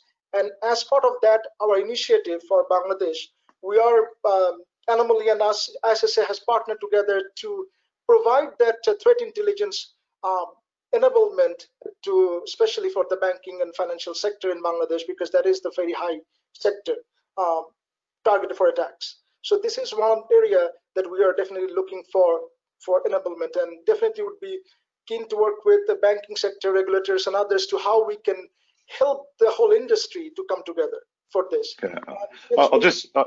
I'll just be clear. It's not CCISSP training. It's not certification training. It's just knowledge sharing to share. You're going to find you've got a couple of guys or gals in your team who are interested in developing their skills in this space. That, you know, just some online portal sharing led by some of our practitioners, you know, I like to use the term a rising tide floats all boats. So if we can just get a few more people and a few more organizations educated up. So we're doing that with a couple of chapters of ISSA in the States, and the guy that's developing the subset of all of our training into the kind of 101, 102, 103 training. We'll have that together. We're working on porting that over so we can deliver that in the subcontinent as well. Hey guys, I wanted to thank you for allowing me to be here, but we've overrun already, and I've got a call backed up behind me. So thank you for generously sharing. I hope to meet you all again through ISSA. To all the audience, thank you for your questions, and I'll leave you gentlemen to a rich and productive conversation. All the best. Bye-bye. Thank you, Geoff. So now I know we are already over time, but since we have very large number of audiences and we have some more questions come up, and very interesting question. I'm not going to go through everything, but I'll pick this one. The question I'm just going to read out: that how will ensure security for smartphone users while accessing financial data through their phones when they do financial activities?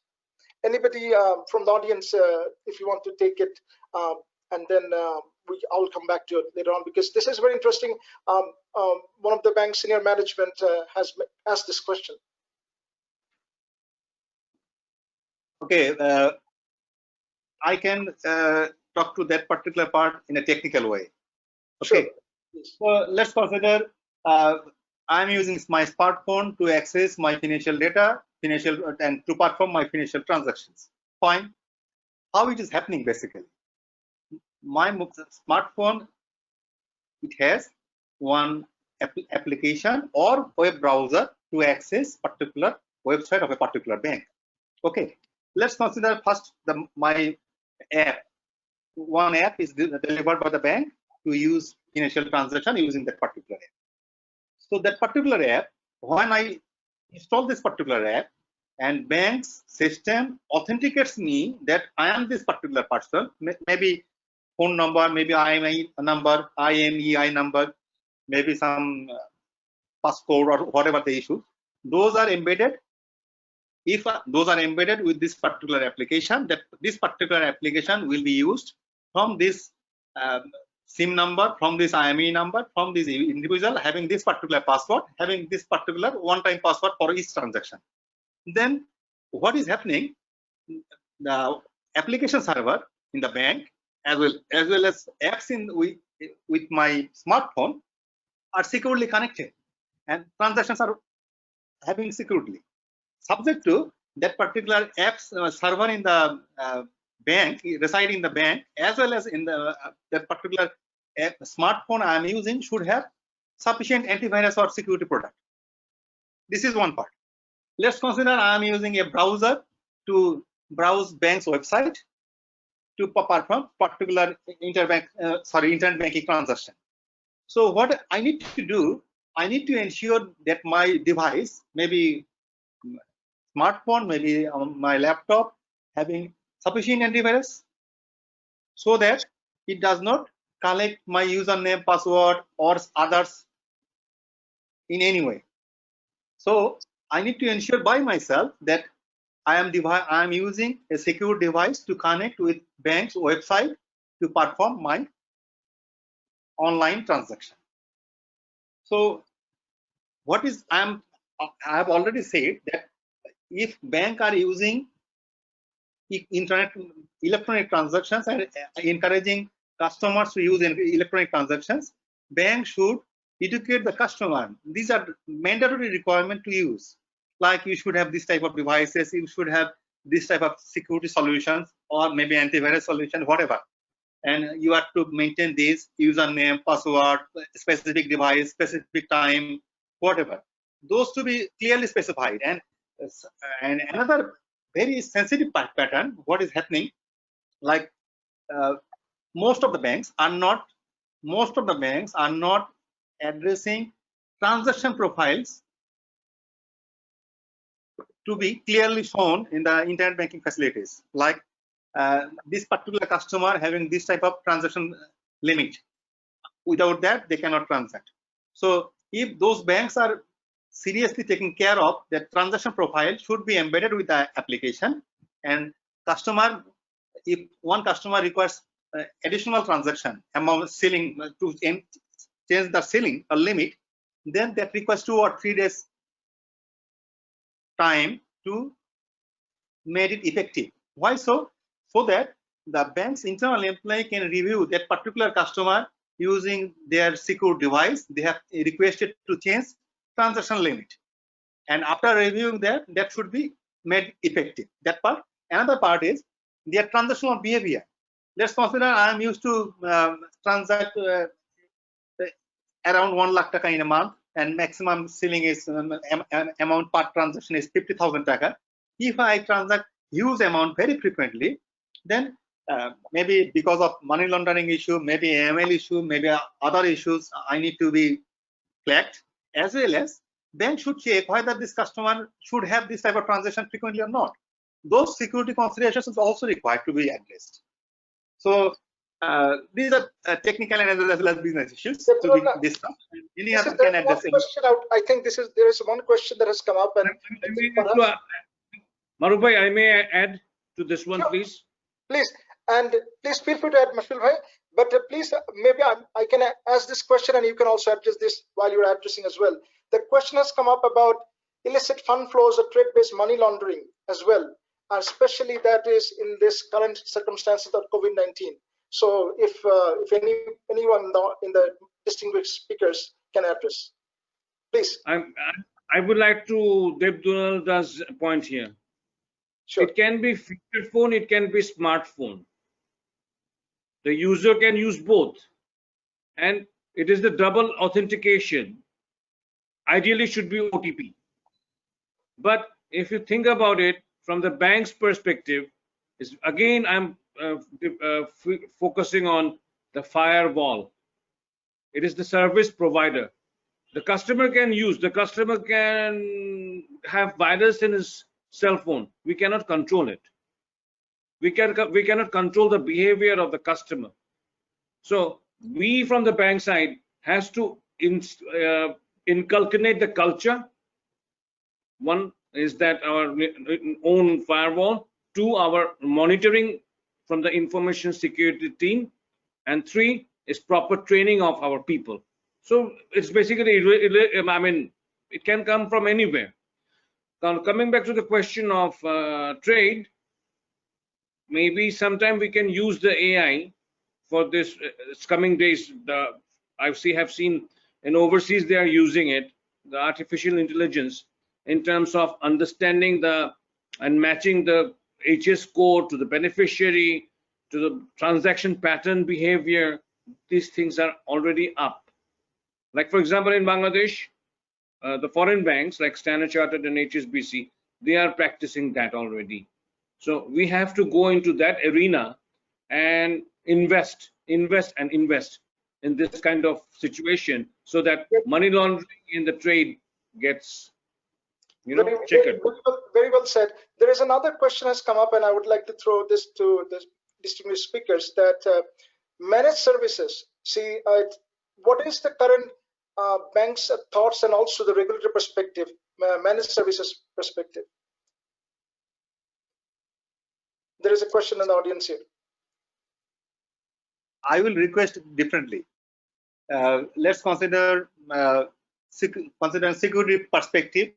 Managed services are compromised from back in 2019 September. Most of the managed services are compromised, and using those compromised managed services, the actual institution was hacked. It was started very seriously from September or October 2019. That is one part. And another part, after considering the current COVID scenario, I will request all local as well as international institutions in Bangladesh to use managed service or outsourced service, not in outside the country.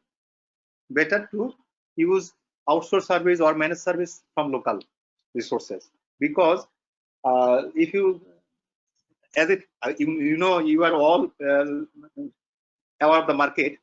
Think about that.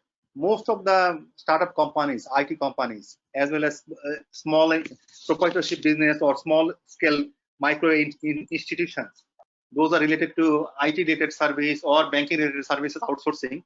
Those are struggling to survive. They are not even able to pay their employee salary. They are not even able to pay their office rent. So if we encourage them, giving them some works to perform and to survive, then it will be really helpful, not only for us, because if we give these particular services outside the country, that will be costly. If we give these services locally in these institutions, it will be less costly because they are struggling for the job. So they will demand less amount to survive. So it will be economically feasible for the institutions, as well as economically survivable for these particular small, micro, as well as startup companies. So I will request all this via you, all audiences, those who have interest to give some managed service to the outsiders, like outside the office, like local. I will recommend to please consider these local institutions, local enterprises for this particular managed service for their survival. May I add to this point, please? What happened here is definitely a very good encouragement for our local SMEs and new budding IT sector, but quality matters. We cannot just open this financial institution like Pandora's box just for the sake of employment. My request would be to Bangladesh Bank to have a minimum guideline on the appointment of the outsourcing or managed services. My request. Actually, we do have a guideline for managed services, outsourced services, that is already there. But what I'm trying to say, that those are sensitive to bank, those are very critical to the bank, that services to be given to be outsourced based on the institutions, outsourced institutions credibility. True, I don't disagree with that. Let's consider very easy activities. Those can be done locally. Some banks, foreign banks, are using data entry services, simple data entry services outsourcing to the outside countries, not in Bangladesh. Those can be done locally. That is I'm trying to address, so that they can survive. Because think about it in another way around, some international companies are outsourcing in Bangladesh to perform their internal data entry activities. Let's consider some US and EU countries. They are using Bangladeshi companies for their data entry services. So if we are using foreign companies outside the country for data entry services, those are very simple, not critical, not business critical issues, and then it will be really unfortunate for our local companies. That is I'm trying to do, nothing else. To your point, that's my experience, Maruf. To add to your point, Nanda, we did this 200,000 clients, KYC and other inputs through our own people, not even using a local managed partner, because we recruited earlier and it was possible. I totally agree with you that these things cannot be outsourced overseas. Thank you. Debdulal, the question has come up. Thank you, Mashiul. The question, actually, the follow-up question, as I see, is that it was more around managed security services, and I think what Mashiul may have already mentioned, the guideline perspective, the minimum guideline perspective. Okay, what a managed security service provider needs to have if we're thinking about a local perspective. Okay, I do understand what you are trying to address. Let's before coming to that, I'm addressing one different point here. Bangladesh government has signed an agreement with another government. I'm not mentioning right now this name, with another government to deploy security operations center as well as CERT for financial institutions. That will be a government to government agreement, and based on this particular agreement, another government will deploy end-to-end solution for security operations center as well as CERT for financial institutions. This is one part, and this will happen after 6 months or 6 years. I don't know exactly. This is one part. Another part is, let's consider security operations center is not appropriate to deploy for all the banks, not even economical. Let's consider, because some banks, let's consider they do have money, but the crisis is to operate security operations center, you require security analyst. We are really facing crisis. We are not getting appropriate person for this security analyst, because the security analysts are very limited to government as well as defense services. If I clearly specify the names, like BCC, they do have security analysts, NTMC, they do have security analysts, and one or two security services, government security services, like let's consider RAB or DGFI or NSI, they do have some security analysts, not others. So if I deploy security operations center using my own resources, own fund, it is very easy to purchase the software and hardware to deploy those on. But to run the security operations center, I need security analysts. We are facing very difficult scenario to get the security analyst. So what could be the appropriate solution to deploy security operations center by someone, maybe a private entity, and to avail the service from this particular private entity? But our guideline does not limit that banks should not go to those private services. But the problem is, bank should go to those private services who are providing security operations center services or other security services. Banks should be self-confident that I am comfortable with this particular institution to share my data or to share my security issues. That we cannot control, that we cannot guide. Are you clear on this? We do have open guideline to use outsourced services, any type of outsourced services, even security services outsourced can be done. But this very well said. They do have own relationship to maintain. We cannot dictate. Very well said, Debdulal, because I think the audiences who asked this question should be benefited from based on the answer that you have provided in this case. Now we are really getting over time. I would like to Dr. Professor Barkat-e-Khuda has something to say. Please, sir.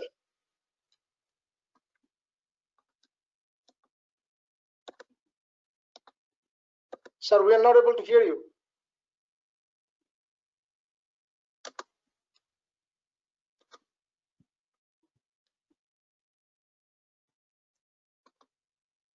We are not able to hear you. Can you hear me now? Yes, yes. Yeah. I think we had very useful discussion. The overall issue that we have been talking about is financial crime and cybersecurity, a major threat that is not new, but a major threat that has acquired new dimensions given the COVID-19 pandemic. And because of the the fact that a large section of the bank employees are working from home, whether they have adequate security or other things. I think the whole purpose here is to ensure that we are able to check illicit flow of funds. If you can control financial crimes and cyber attacks, eventually it will end up in your being able, us, Bangladesh, all the banks in Bangladesh and other countries being able to control illicit flow of funds. This is a major problem here. Unless we can control illicit flow of funds, which means there is a drain of funds going overseas, which will affect investment. As we all know, given the global downturn, sorry, economic downturn, there's going to be a major impact on the economy of not only Bangladesh, but all countries of the world. And more so if financial crime and money laundering cannot be tackled, the economic condition of a country like Bangladesh will be even worse. So I would sincerely urge that we have discussed a number of technical issues here, much beyond what was discussed in the paper, which has been excellent to begin with. So I would request Ahsan, Habib and Maruf, Ahmed is also one, and Faisal, the other author of the paper, to sincerely bring together all the points that have come forward.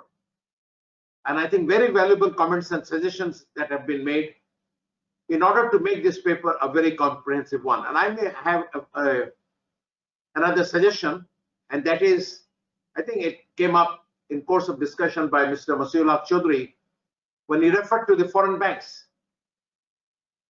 And they're, foreign banks are largely dealing with foreign trade, okay? And they have much better system, as Mr.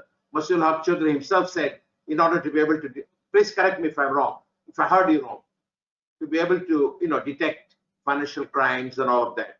So I think, in addition to the inputs received from this meeting, which has been very valuable, I would request Ahsan, Habib, Maruf, Ahmed, and Faisal to also hold some discussions with some of those banks that we think, from the perspective of financial crime and money laundering and all of that, we think have not been covered in the course of this meeting and also as part of the paper that has been originally brought up.